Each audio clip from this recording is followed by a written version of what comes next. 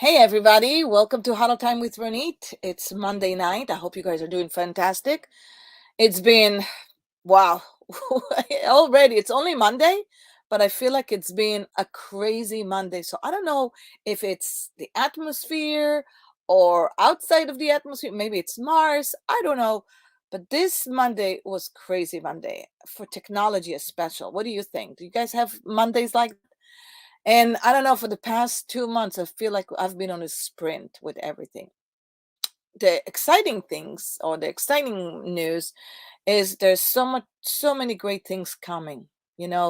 I feel like this world is shaping and pivoting, and it's shaping to be a lot of greatness. So for whenever you have some, I don't know, maybe some not so great moments, I want you to think about the world is going through pivot, through a process, shifting waves, whatever you want to call it. But it's coming to alignment, and it's your opportunity to shape yourself within that. Your opportunity to create whatever it is that you want to create in your business, in your life, in however you want to show up, really seriously. So, this is Huddle Time, and for anybody who have not been with me for a while or just coming and popping up right now, I just want to welcome you to Huddle Time with Ronit. We here come every Monday on the show at 7 o'clock Eastern Standard Time, 6 o'clock Central Standard Time, and we host our show at Americans Beauty Show Facebook, which are our great supporter and great partner in this journey. We started a while ago at right when the pandemic started, and we have pivoted and shifted into all sorts of things. But right now we're focusing on how can we give you value? How can we bring you some thought leaders, great, excellent experts around the world, inside our industry or outside of the industry, and many people who have changed and made some big changes, game changers in our industry and somewhere else. Now, the idea is to bring it to you so you can learn from that and take some ideas and implement it in your own life and business so you can expand on everything you wanted to elevate in your personal, professional, and spiritual life. Now, with that said, I do want to thank our sponsors. We have great sponsors, Salon Cadence. Salon Cadence is a white glove training company that helps a high achiever, overachiever succeed a very profitable model in their company so they can implement and they can impact not only their life and their lifestyle, but also the people around them in the community. And they can do it through purpose. And Salon Cadence is a company that helps salon and spa owners achieve that by taking their resources, training, and achieving your goals that you want to. If you need any information, it's right here in our uh, chat. And of course, if you wanted to even come and get some more familiar with that, go to Profitable Salon and Spa Facebook group where we host many great people as well, and ideas and many classes. I also want to thank, obviously, Americans Beauty Show, our sponsors and our partner. Do you know that we're having an amazing event coming up in April? And if you have not yet to purchase your ticket and your membership tickets, do it right now, and you can do it right here at the chat and just go straight to the website. And of course, our Textel is our sponsor, our proud sponsors. We are very proud to host them. They have been such a great sponsor for us. Why? Because I even use them. I use them for my own company. Texting is so important right now. It's so important to develop a better relationship with your customer and even a great relationship with your own staff, and do it through texting because that's what the consumer wants. It helps engage with your customers the way they want to and not the way you think they might need to. With easy, convenient text messagings, which you can text everything you can possibly think of. You can text video, promotions, messages, thoughtful Thursdays, if you even want to, and it will result with a higher engagement, higher retention, which obviously higher revenue. And it's just gonna make it simple and efficient way to communicate. Those are our sponsors, and we're really grateful for everybody. Now, today I have a very great guest, and I'm super excited. This is my friend. This is her second time coming into Huddle Time, Kari. Kari has been in this zone for quite some time. She's an executive coach. She's a speaker. She's an author. Okay. But she is the founder and CEO of Gray Area. Gray Area, or Gray, it's you might think, you saw a lot of our advertising, you might think it's maybe gray hair. Some people would think, are we talking about gray hair today? Well, yeah, that might cause you to have gray hair, but we're going deeper into that. We're going to talk a lot about the gray areas that are actually in your life that you want to get out of, where it's not really a comfortable zone, and how you can get out of those, especially related to drinking, especially relating to overusing certain substance that are not helping you. It might cause you a lot of gray hair, right? So I would love to welcome my really good friend, Kari. Please come into our stage. And Michelle, my friend from Textel, who is part of our hosting community. Look at us. Michelle, you're like on the bottom. Kari is on the other side. And then look at me. I'm sitting so tall. That looks Here, I'll scoot up. well, I'll just slouch down. Here we go. I know on my screen we kind of go downwards. It's hilarious. Anyway, thanks for having me, Ronit. I'm so excited to be back on your show and be with your audience and bring some awesome information today. Hopefully, I'm going to inspire some others and have them feel really good about where they're headed versus where they currently are. So that's my goal. Well, that's a great goal. I don't know about you, Kari or Michelle. I'm driven by goal. Always have been. Mm-hmm. How about you guys? Me for sure. Yeah. One little caveat to that, I will say, is that part of my program, I talk about the difference between intentions versus goals. So in my world, I like to think about intentions more so than goals, because intentions are bite size and they're micro wins, and it allows us to reach those goals if we do one thing at a time, like those little tiny steps. Those tiny steps get us there. So intentions, that's how I look at intentions, is it's one bite-sized win that will get us to our goal. So I totally agree with that. I'm totally 100%. I mean, it's one thing to set up goals, and another things to actually mean to get those goals done. Because we can just set them up and forget them. So yeah, intention is so important. So, so what do you do in order to be more intentive or have more of what do you think that you find the trick to actually accomplish those goals? Oh, that's easy. Awareness. If you have awareness on your surroundings, what's going on, what you're thinking about, how your behavior is, how you're feeling, when we have awareness on the truth of what's going on around us, then we can have this intention. So awareness and intentionality, if you think about it, it's like AI. Yeah. We have our own personal AI. We can think about having that awareness and intentionality. If we have that on a consistent basis, we can make significant progress. But the problem is, half the time we walk around, we live our life like we're in this fog. We're not paying attention to what it is that we're doing. And that can lead us into behaviors and things that aren't going to serve us, especially when we get under pressure. I mean, the past 18 months have been a tremendous amount of pressure on all of us. It's unprecedented times. None of us have gone through this before, at least to this magnitude. Now we have the holiday season coming up, and, it's hustle, bustle, go, go, go.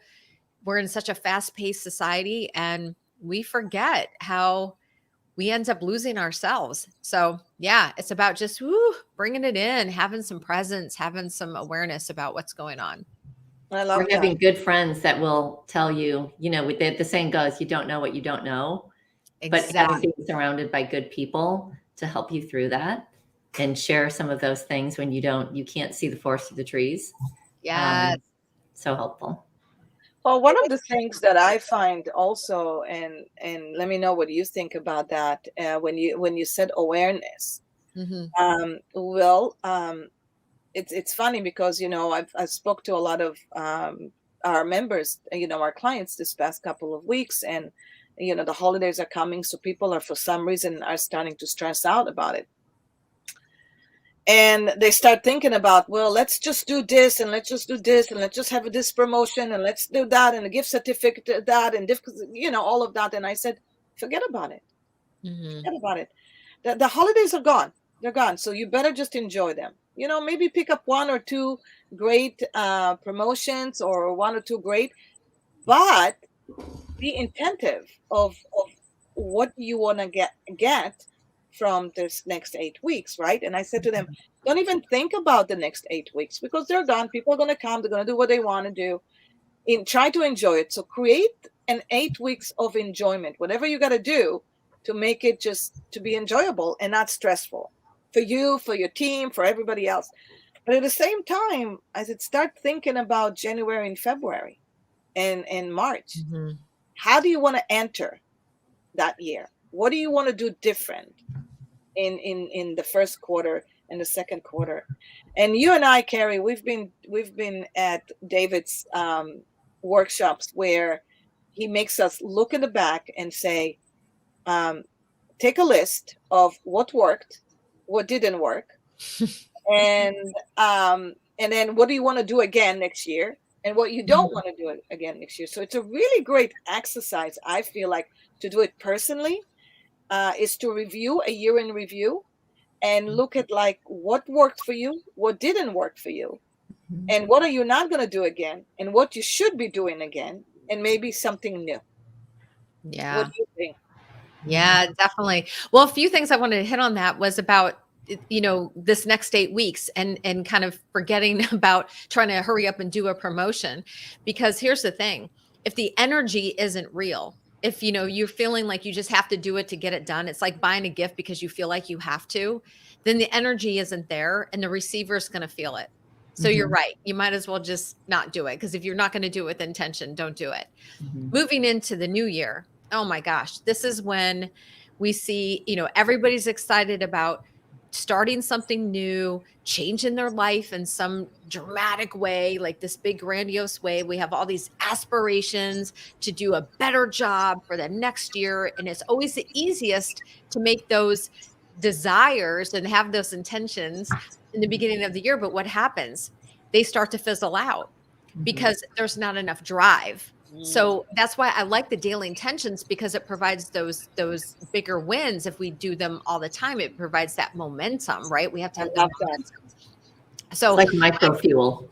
Yes. Yeah. So I have found, even, with my program, like my next group coaching program, Try Drive for 30, starts January 1st. And it's always the largest group because people are so excited to start something new and start fresh, and then everybody does really well.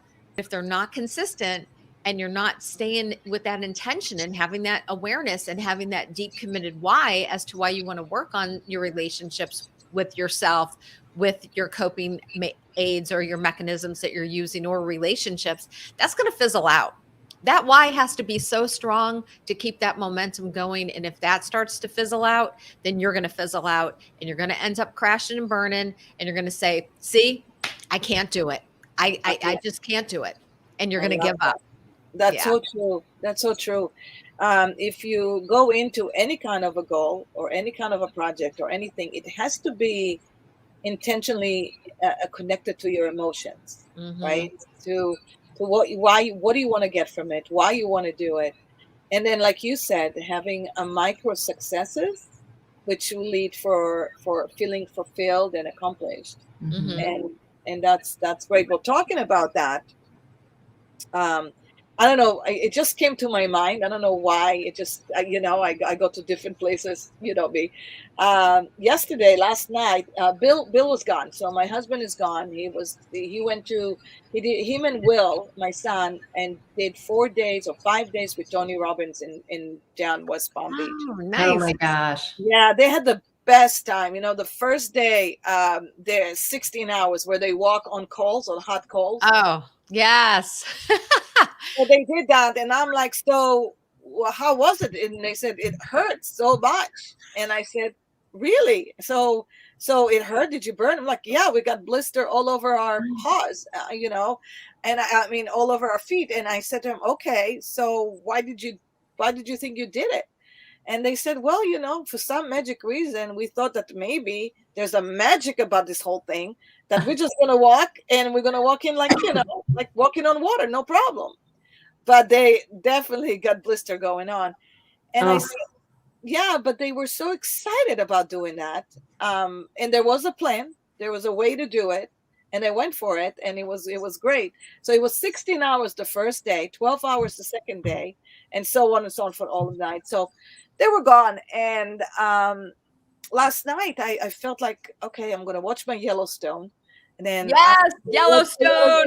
Love it. I'm obsessed with Montana right now too. So it's anyway. Go ahead. We'll talk about Montana. So Yeah. I love Montana. Yeah, so I did. I watched Yellowstone. It was really great. And then afterwards I said, like, okay, I'm just gonna maybe watch something else. I was just like having one of those nights that I needed to just do nothing other than watch. And then I got a notification from Clubhouse, and I'm like, it says Oprah is coming live. Ooh. Yeah. So immediately, my fingers is so conditioned to click on notification. So immediately I just went on live with Oprah, and Oprah was on that. And it was Oprah, it was Gail, and they were talking about her interview with Adele. The only interview with Adele. Oh my God. And that was the conversation. But the app crashed because everybody got on. Everybody got on. So, at one point I was like, all right, I'm not going to wait anymore. But it's amazing how we get so distracted and we diverse to something different, because our monkey brains just want to do so many million things out at the same time. But how do you stay focused, Kari? How do you stay focused on your mission, focus on your intention? Oh, well, for sure it is. It does take daily intention to do it. It also takes those daily habits and staying conditioned, and also more importantly, to have containers and protecting my energy, protecting my time, protecting the things that are most important, staying on point, staying on my task, having a great team. I have 2 new team members that, I'm telling you, they are my life. Thank God for them. They have just been amazing. So having my team is really helpful. They make me look good. So I give them some credit.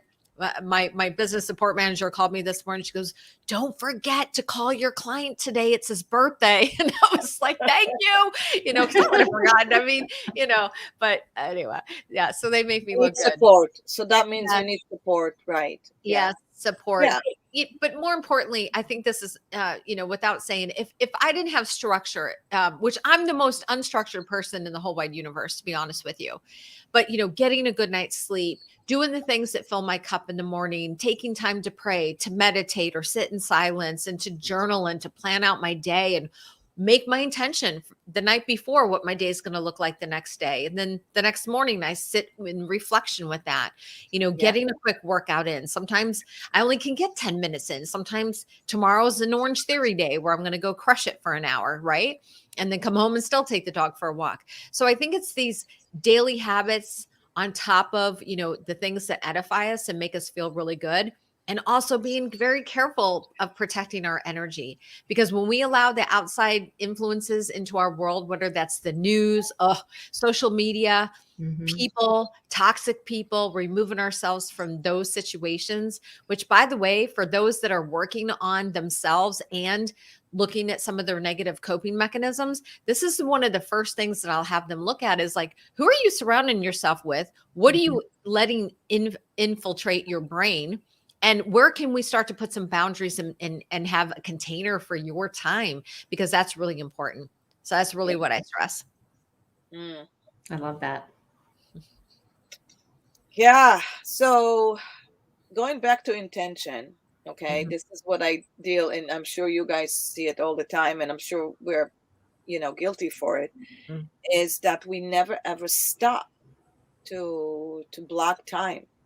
We never stop to intentionally say, okay, in this week and every week from this point on, we're going to spend 2 hours a day on ourselves, and actually put it in the calendar. Just 2 hours. I think the biggest and the largest impact that you can do on anybody, whether it's your business, your relationships, your family, yourself, is to block time for yourself that are nothing to do with anybody else other than yourself. And you can do it. And if you do it, then you can start thinking about what is it that you want to achieve. What is it that you want to do the next year that you didn't do? Why? Because you promised yourself you're going to do it, but yet you still did not do it. Yeah, this is one of the areas that keeps people stuck in the gray, is that, we're not allowing the time to just shut everything off. We need to learn how to slow down in order to speed up. And there's a saying by Gandhi, and he says, I have so much I have to do today that I'm going to meditate for 2 hours instead of one. And it is sort of, we laugh when we hear that, because we're like, we don't have time to meditate for 2 hours. Who has time for that? But the point here is that if we don't take the time to fill our own cup and to sit in silence and just to clear our mind, we can't be good, right? We just don't have the energy. We don't have the clarity that we need. So to allow ourselves, in order to do that, we do need to take that time for ourselves. I know too, Ronit, the other big thing for me, and I really recommend it for my clients, is how many times have you found yourself during the day holding your breath? Like I'm in the middle of working, and I'm like, absolutely. I'm like, I'm not breathing, and I'm breathing, but not really. And I'm like, Kari, breathe. Absolutely. Just to take those deep cleansing breaths, a few good breaths every hour will really make a difference, because we can get ourselves so worked up, especially if we're crunched for, getting a project done, or we have a busy day. Like today, I was back to back to back with calls. I have literally like 2 minutes between each call for 4 hours, 5 hours straight, actually. And I'm like, oh my gosh, I don't even have time to eat, or, have a bio break or anything. It was just go, go, go. So taking those deep breaths, and just in between when I can, or even if I was talking with somebody, I was, they were sharing, I'm like, okay, breathe. They're not exactly watching, right? So it's fine. Yeah, but it's so important. Breathing is so, so important. And we don't. It's so true. It's so true. So when I started doing Wild Fit, I subscribed to Wild Fit diet because I wanted to, to get rid of a lot of bad habits. And my intention was to actually lose 20 pounds. That's what I wanted to lose. And so far to date, I've lost 11 pounds. So I'm really happy. Oh, good. Congratulations. Right, but it's not sprint. I'm here for the long run. And so I said to myself, I would love to do something different. So I started this program process with. So obviously it's not a program, it's a process, and it's a lifestyle. One of the things that he teaches is, like, just like you said, you have to take 5 breaths every hour, like you said, and do it like this, with a count of 5 up, hold for 5, let go for 5. Yeah, 5, 5, 5. Yep, that's one of the ones. Yeah, I love it, and it's so true. And he says that if you do that, it will help you navigate your weight control even more so. Yeah. So I have been doing that, but I do still find myself holding my breath on many times. So I guess it's just a process you always have to be working on. Yeah. Yeah. And of course there's, I don't know, diet and exercise, staying away from alcohol. That will help. Well, I want to talk about alcohol. So, we talked about gray areas right now, and we established that, gray areas are places where you either up or you're down, but nothing in the gray ever holds on, right? So either you're up or you're down. You have to choose. Do I want to be low? Do I want to be high? I mean, that gray area is always a place that is frustrating. Am I going decision making? Gray area. Am I going to do it? Am I not going to do it? And that's tormenting. I was in my coaching call today, and I said, I'm challenged. I have a big decision to make. I can't make a big decision. I'm in the gray area. I'm going to talk to Kari tonight. I'm going to ask her, how do you get out of the gray area? And we're talking about alcohol now. What is the gray area when it comes to drinking?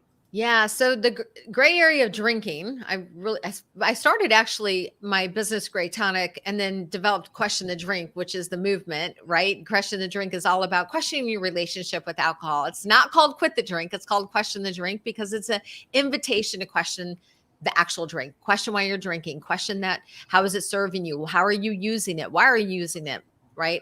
So it's the space in between socially drinking and severely abusing. So there's this wide spectrum in between those two huge areas. These, it looks very, almost like a polarized thing. It's not. There is this gray area that exists. And to my estimation, about 50% of the population that consumes alcohol may be in this gray area. So it's a huge, wide space in which we have the opportunity to really look at. So it's an important place for someone to go, am I drinking too much? And exactly how much is too much?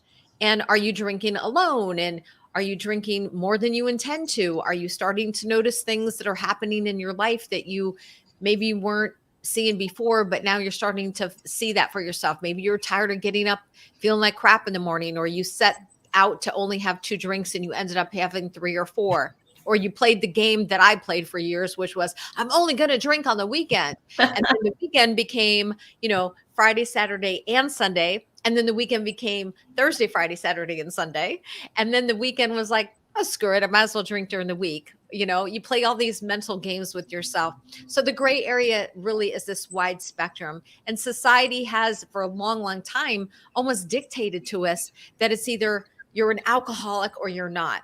And that's not the case. There's this huge spectrum in between. And besides, being an alcoholic can mean many things. It's really called alcohol abuse disorder. So we have 3 categories: mild, medium, and severe. So someone that's in the gray area would most likely be taking up that mild and medium categories without, physically being dependent on alcohol. So that is the definition of being in this gray area and everything in between.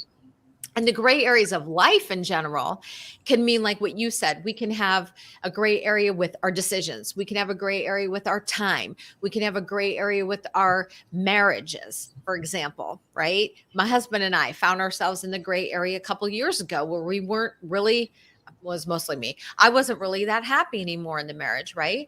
We can also have a gray area with our career. A lot of times, a lot of my clients will come to me, not for drinking, but they'll come to me and say, I'm feeling like I'm stuck at work, like I'm handcuffed to my job because I get paid really well. I have a great retirement plan, but I can't leave. But they're not happy. So this gray area is this really in-between space where you're not living to your fullest potential. But since gray area drinking was my story, that's where I found myself, in addition to many other gray areas. I started GrayTonic mainly for the gray area drinking, but I've really expanded the gray areas because a lot of my clients, like I said, come to me for other reasons. And here's the big news flash: alcohol's not the problem. Alcohol is never the problem. There's always something that's going on that is at a deeper level. And once I help them find that root issue, then everything else starts to fall into place for them. It's so true. I mean, let's talk about it, okay? Alcohol, all right? If you just drank pure alcohol, it would taste like crap, right? It would taste absolutely. terrible. Who does ever want to taste, crap? I mean, think about it. When you're a kid, when you're a kid and you take a sip of wine, it doesn't taste good. There's nothing good about that. But it's actually the dependency of the relationships that you have with that habit. What is the dialogue that goes into let's celebrate, let's have a champagne, Yeah. Let's celebrate, let's have champagne and chocolate cake. So it's all the things that we were told for years and years and years that associate us with either drinking or associate with overeating or overworking. I mean, I'll be the first one to say I'm the first one to overwork. And I'm the second. Yeah. We're all guilty of that at some point, for sure. We're probably side by side, Ronit. We are side by side, just like that. Right, there we go. But you know, it's hard to quit. You know, I tried a few times to quit, and then you have to think about, well, why am I quitting? Because I will tell you, Kari, I love drinking something. I love holding on to something, you know, and I don't know what it is, but I do love the taste of tequila. I just love it so much. And I do love the taste of wine, even though I can't even have wine because I just get the biggest headaches. So how do you get rid of that? And should you get rid of that? And is there a way that we can drink once a week? Or such a great question.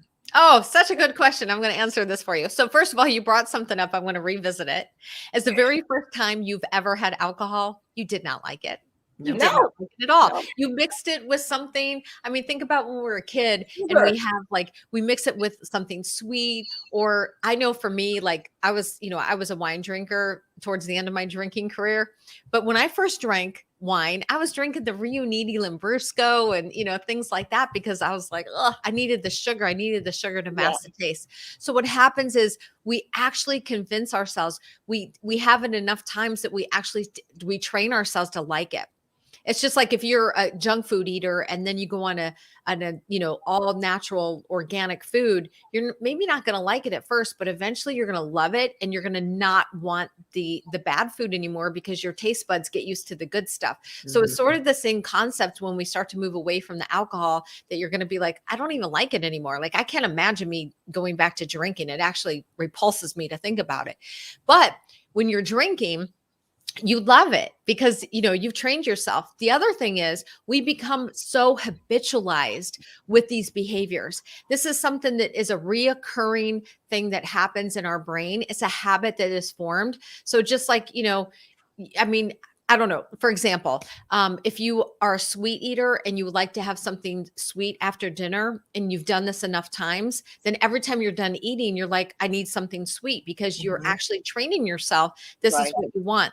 So for gray area drinkers, hear me on this, because for someone who's severely abusing, this isn't the case. But for gray area drinkers, it is a choice to drink. It is a choice to drink. So when you decide and you start asking yourself those questions, like, could I be drinking too much? Could I be a gray area drinker? Some of the best things to start thinking about is, first of all, listening to that inner voice that's already asking you those questions. Pay attention to it. There's a reason. The second thing is to start to pay attention as to why you're drinking. Did something happen at work? Did you get in an argument? Are you angry? Are you tired? Maybe you just need something to eat. I mean, there's always a reason that's pulling us. Or is it, or are you telling yourself, oh no, I just love the way it tastes. That was me. I just love the way it tastes. Yeah. So it was a few things. It was the triggers of working a job I didn't like. This is, when I was still drinking. A job that I didn't like, on top of not feeling good about myself, not having any self-confidence or love. I couldn't even look at myself in the mirror half the time. This is how bad my self-confidence was. So it was all this hidden stuff that I wasn't aware of. But yet I kept telling myself, oh, I love wine so much. I love the way it tastes. I love everything about it. When I had all this background inner critic talking to me in my head. So the other thing I wanted to answer you was, can there be a time where you can just have a glass or two here and there and it not be a big deal? Absolutely. For those that are, not really in the gray and they are those social drinkers that can easily have a glass or two here and there and it not be a big deal, not a big deal, right? It's not a big deal unless it becomes a big deal. I agree with that. Thank you for answering that because I for a long time, I always thought there was black and white. And only black and white. And when you that's what we're told. What's that? I said that's what we've been told. That's what we've been told, exactly. But there is a unicorn approach to things, right? And I know that the gray area is in the middle, and of course we have to be careful and we have to identify What is our Yes. gray area that actually will move into sinking us? And then I like what you said about Michelle, and you tell me what you think. I liked when you said there were a lot of factors that brought me to drinking, that brought me to do things that I don't want to. It's not just one thing. So I want to go back into the very beginning of our conversation when we started today is you have to allocate time. You have to allocate 2 hours a day for yourself, and every day, and it has to be consistent. And you have to take your notebook, okay, every day, and you have to write down, what am I happy about? What are the things that makes me happy? What are the things that are not making me happy? And how can I do more things that makes me happy? Right? It's like it sounds simple, but it is simple. It is simple. And if we just do that more often and we spend more time with ourselves, okay, then I feel like that's when you're opening opportunities for you to get out from the gray areas. I think Yes, you have it to is. intentionally, whoops, I'm sorry. Oh no, go ahead, Michelle. Go ahead. Just intentionally, like Ronit, like you said, you have to intentionally think of those things. Think in those terms, in that path. Intentionally thinking what's not making me happy, what is making me happy. And just as simple as, list those things out and stare at them and stare at them and stare at them. Yeah. Until you get it. Yeah, it does sound too good to be true just to start thinking about that. And you know what? It is for some people, because once they get into the cyclone, a lot of my clients, when they first come to me, I mean, they're barely keeping their head above water.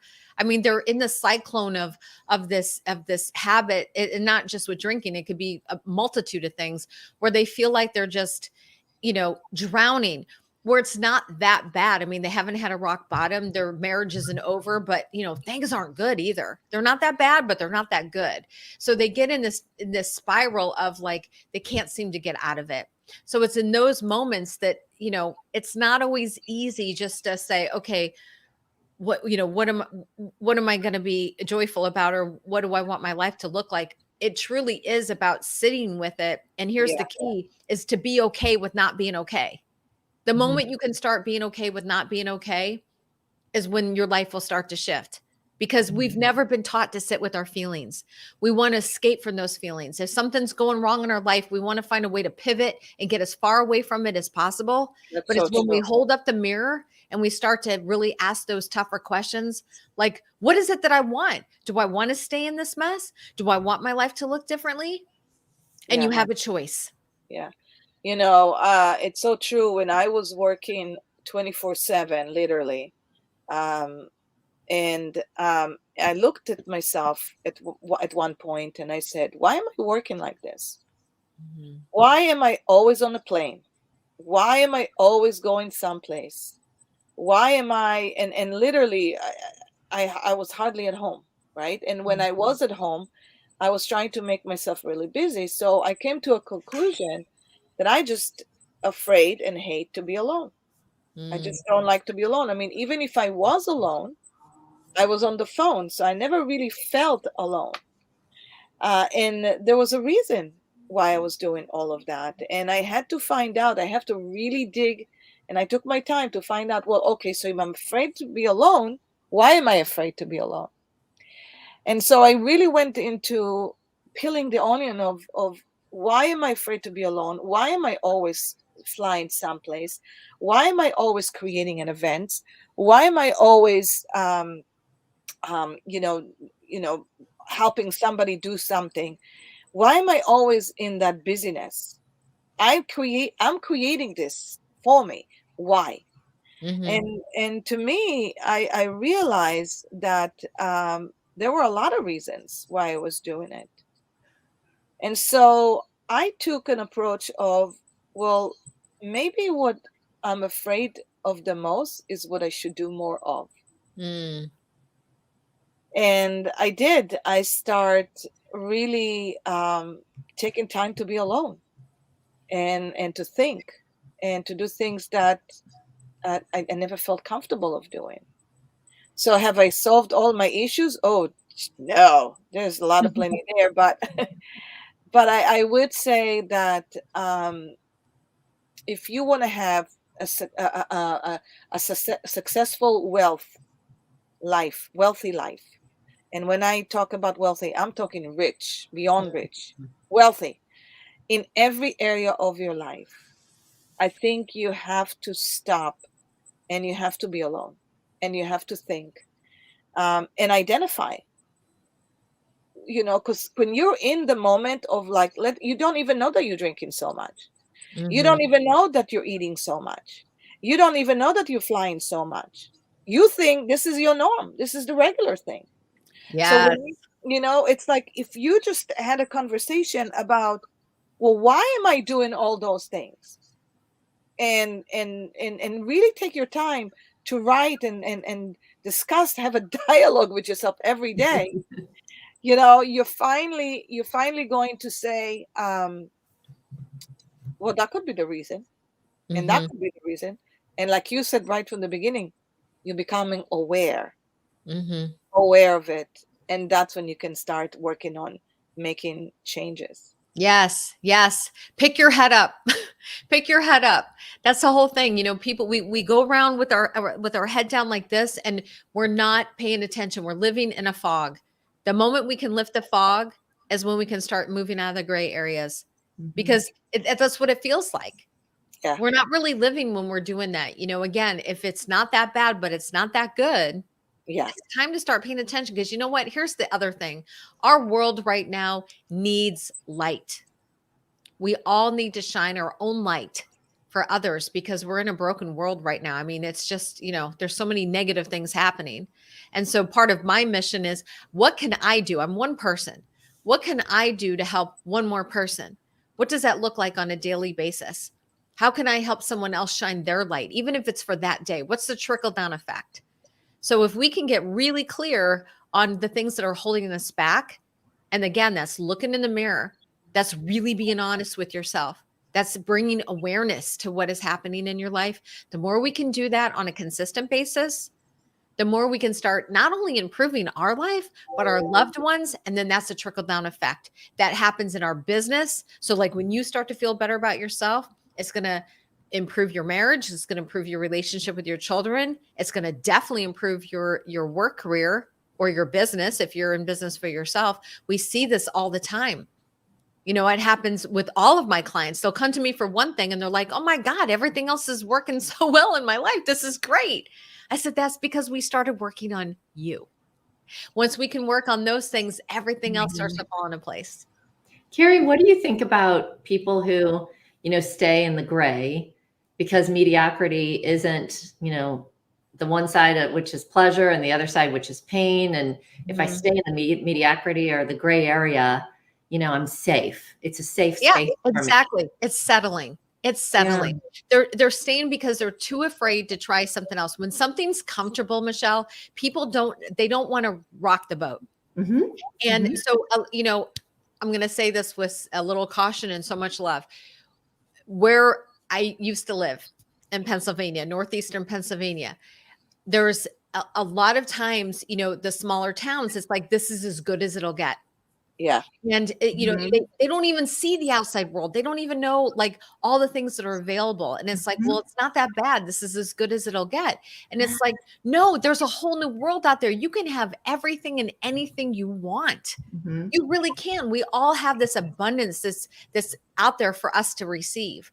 The problem is we haven't either been exposed to it, we're too afraid to go after it, and we don't even know it's there because we only know what we know. So because we know what we know, we stay hidden in the shell, we keep the blinders on, and we keep our head down. And this is what causes a lot of people to live in this settling type life, in this mediocrity life, and living in the gray. But holy cow, when we lift that fog and we can see clearly, my goodness, the world completely changes. Completely. Which bring me into a retreat you just had in Montana, which is my favorite place in this country. I love Montana so much. Me And too. we're going to do our event in Montana that's coming up. But when you were there, you were connected with nature. We've been in Airstream now, traveling around the country for 18 months, working and doing everything we have to do. And it's very small, right? And we're two dogs. We're having the best time, right? But there are times that are tough times. Uh, but we're connected with nature. We see the sun almost every day. We walk. We do things that are really have a lot to do with Mother Earth, and that element is being very pushed aside. Obviously, in the first Oh, yes. pushed aside completely. And the minute you see beauty, the minute you see landscape, the minute you get in touch with animals, your mood will shift. 100% your mood will shift. So if anything, I would love for you to guys to let's count about 6 things between the three of us that we can offer, that you can do in order to become more aware. 3 things to become more aware, so you can start having the dialogues with yourself of how you can change the things that you're not so happy about. Yes. Oh, I can I go first because I'm busting on this one. Oh, I know you go first. Go, Kari. I'm busting. So one of the things I did I held a retreat recently here. It was part of a workshop that I did for a CEO forum. And one of the things I did for these guys, they're all super successful. They all run multi-million-dollar businesses. And I said, hey, I got a surprise activity for us. Let's go outside. And I had these, successful men take off their shoes and socks in the grass. And I said, we're going to do something that's known as earthing. And I really recommend this for everybody and everyone to do this as often as you can, and especially when you travel, because it's proven if you travel like a long distance and you're trying to get your whole like self together with the time difference and all that kind of stuff, they say that if you do this grounding exercise by taking your shoes off and getting your feet either in soil or sand. Now, it also can work on concrete or stone because it is a porous material. But if you can get your bare feet on the soil or in the grass or in the sand, it will help to recharge your batteries. The earth has magnesium, and it helps to, when we go barefoot, it actually charges us and makes us feel more connected. So I went outside with these guys. You got to picture this. Wow. We're outside. I had placed their left hand over their heart, and I had them close their eyes while they had their feet in the grass. And we just breathe together. We did the 5-5-5 and just breathe for a good couple of minutes. Oh my gosh, this will center you like nothing else. You will reconnect with earth. You'll connect with nature, and you will start to notice by hearing. You can keep your eyes closed. You can hear things you haven't heard in a very long time. The rustling of the wind, or a squirrel going up a tree, or whatever it is, or a plane overhead. Just to bring the presence into your mind will change so much for you. If you do this on a daily basis, oh my stars. Now I get it's cold out. We can't do that all the time, but I love they that. loved it. Yeah. I love that idea. I am actually thinking I'm going to do it in our Zoom call and our groom call. I'm going to have all of them tune in with their iPhone this time and do it for the beginning. Yes. That's a great idea. I love it. Michelle, what do you have? For me, it's kind of the same thing. It's connecting with the earth, but it's just getting outside, outdoors, and honestly, just feeling the sun, whether it's on a cold day or a warm day, just sunshine and sunlight. Yeah, I'm going to be a little aggressive here. I'm going to say if you, whatever time you used to wake up in the morning, wake up 1 hour earlier. And that's a good one. That take that cup of tea or cup of coffee, wrap yourself in a blanket, and go sit outside. I hope that it's not too cold, but if it's too cold, it's cold. It's cold. But if it's too cold, just Take 2 blankets. Yeah, get your blankets, go out there, and just breathe for 5 minutes. Come back into the house if it's too cold. but just take an hour of awareness and self-dialogue and write everything down. I think that's a good start as well. That's my big aha for today. I got another good one. Okay, So go for it. this is fun. I love this game. I could go on for hours on this. So another good one is, and you can knock out two things at once on this one. So Okay. two good daily habits you can do. I love ending my showers with cold water. So the first time you do this, not gonna lie, it kind of sucks, right? I ask my clients to do this. I'm like, you're gonna hate me, but that's okay. You can cuss me all you want for like the first week. You're gonna fall in love after like another week or two. Just trust me on this. So if you start off by ending your showers with chilly water and then adding thyme and then turning it even colder. So the goal here, and the reason why you want to end your showers with cold water is it stimulates you. It helps with your hormones. It helps with sleep, your clarity, your energy. It helps with addictions. It helps with skin and nails. Who doesn't want to look beautiful? The best time to do this, ladies, especially for us ladies, is when I only wash my hair a couple times a week. But when I do rinse my hair with that cold water, it's like, oh, it's so refreshing. So you want to spin, you want to like turn a couple times while you're doing this, like a chicken on a rotisserie, right? And you could be deep breathing at the same time. Or you could do the opposite. Instead of making it like a calming kind of thing, you could put on some jamming music and like have so much energy in the shower with this freezing cold water. Either way, you're going to boost your energy and you're going to have clarity for the day, and it's going to set you up for a really good mood. So cold showers. All right, Kari, that's a good one too, but Yeah. that's pretty complex in the shower. I cannot see myself doing that whole and an airstream in a cold stream. Yeah, oh, you'll be fine. You think you're going to be cold when you get out, but it's just the opposite. You're actually so excited to put the towel on you, and then all of a sudden you're like at room temperature. It's the weirdest thing. So, and it's just so good for you. The important part is you can start with warm, but you got to end in the cold. That's the trick. That's true. I've heard that too. I've heard that that's really great for your skin anyhow. Then somebody was telling me, look at a tomato, right? A tomato's got a really strong skin. And if you rinse it in cold water, it'll stay like this. But with hot water, it'll become wrinkly. So for all of us women, we do not want hot water on our faces. Okay. Yes. Michelle, you got another one for us before we're going to wrap up? I don't right now. For me, the one you hit with me, because you know me. So when we travel, Ronit is out the door early in the morning and she's at the gym. And see, for me, sleep is so important to me.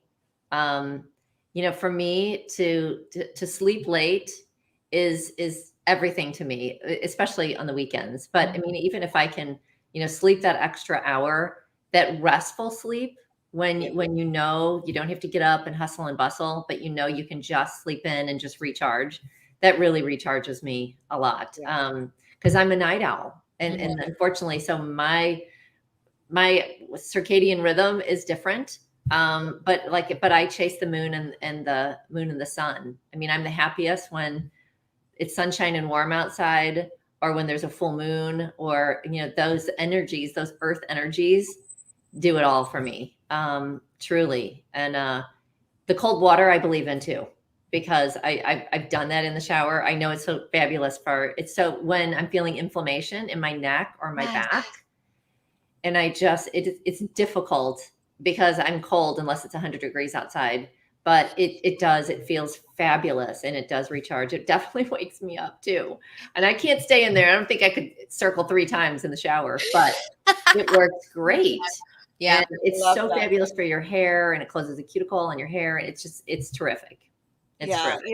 And just to your point, Michelle, that's the beauty of having a dialogue with yourself, is recognizing what you need for the peace of mind, and do it. I know you sleep so strongly, and it's awesome. I love that. And that's so true. And that's kind of it. I guess for me, I would say my last aha from everything that I've listened today is have that visual visual of what you want in your life and what you want to become or how you want to evolve. And take it to bed with you before you go to sleep. And when you wake up in the morning, have the same image. And that's it. So that's another couple of things that I've been practicing a lot for the past few years, is like really imagine something and taking it with me before I go to sleep and waking up in the morning with it. So that's a good one. Now, Kari, for Yes. anybody who wants to get more of you, and to get in help removing some gray area, maybe identifying what are they, what would be the best place to reach out to you? Oh, probably. Well, a couple places. GrayTonic is my website, GrayTonic. You'll see all the, social channels on there. I'm pretty active on LinkedIn, is a great place. I'm on Instagram, Gray_tonic. My Facebook group for those that are questioning the drink is called Question the Drink. I have Try Dry for 30, which is the group coaching program that's going to relaunch again in July. Not July, January. Oh my God. And January 1st. I'm like, dang, girl. Yeah, January 1st, that'll relaunch. Yeah, so many good things are coming up, and I'm excited. But yeah, one-on-one coaching, my executive coaching, that's what I do one-on-one. And then I have the group coaching. So you can find pretty much everything on GrayTonic.com. That's awesome. We have it right here on our link, and we'll share it with everybody. And everybody who has questions, just feel free to reach out to Kari. We'll see you guys. I guess we're going to see everybody next Monday. We have a great guest next Monday as well. Just, I think it's just before Thanksgiving, and then we're going to have a little break. And then we're going to come back and do a few more for the rest of the year. And then we're going to have some more fun afterwards. So thanks, ladies, for coming in and chatting and pouring your amazing values here and tips. I'm definitely going to continue doing all of these tips you just gave me. And that's it. So have a great night, everybody. Thank you. Nice to meet you, Kari. You too. Hold on. Don't get off.